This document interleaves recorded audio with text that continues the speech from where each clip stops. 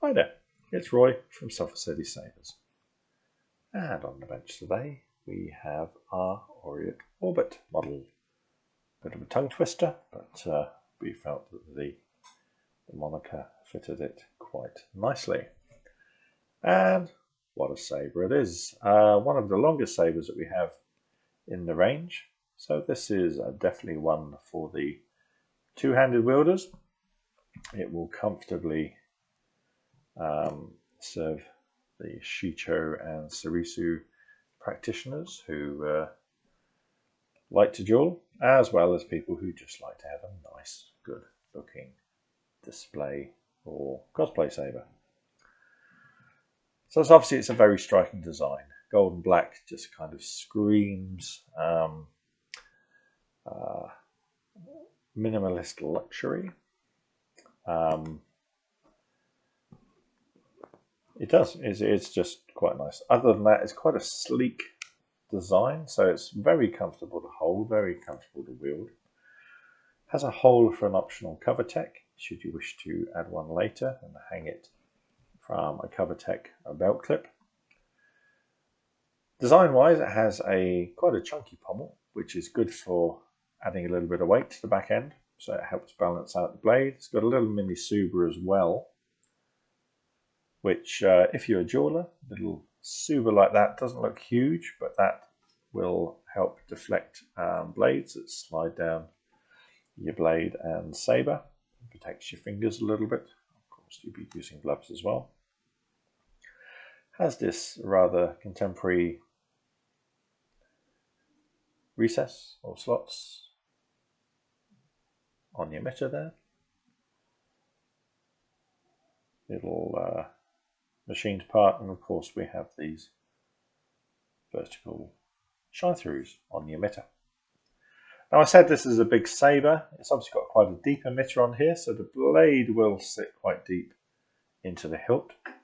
Again, that just helps bring the center of gravity a little bit lower down, so it's not going to be a club to wield. It's going to be quite a nice saber to handle, especially with the extra weight just there in the back end. Of course, on the back we have our two standard screws, the chassis retention screw and the bolt that pushes the recharge port and switch assembly up into their recesses. And there's those that you take out and put back in again if you ever want to swap cores, from an RGB baselit maybe to a pixel. You can do that. They have the S series, you can swap the cores between them. So you can have one saber, but two different cores for two different purposes. And yeah, so we've got three retention screws as well, just up there on the emitter. If you're using a heavy blade, you only need one of those. You can quite happily fix a heavy blade in place with one retention screw, but if you were using a mid-grade blade, which have thinner walls on them, so they're a bit more flexy, a bit more squirmy under a single retention screw, that's where the additional retention screws come into play and help fix your blade in place. But overall, quite a pleasant design. It certainly makes a statement both in size and design and color scheme. So yeah, if you like your two-handed saber wields, then this is obviously a good option for you. The pommel obviously unscrews like so.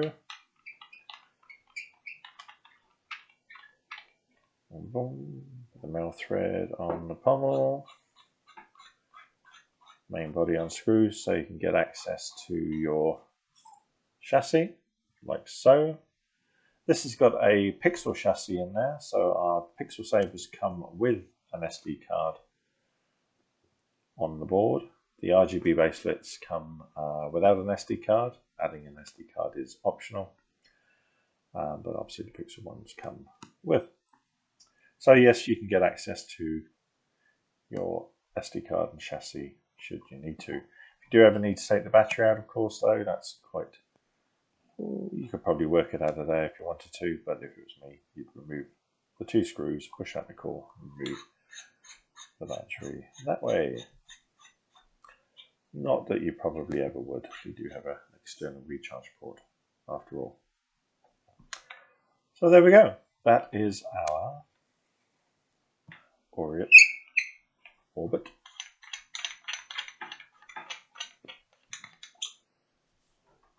And hopefully that offers you a bit more of an insight into the design, and you can certainly see what it looks like with somebody holding it as well. And I have quite large hands, so if you're a stocky build and want a good chunky saber to wield, very good option for you.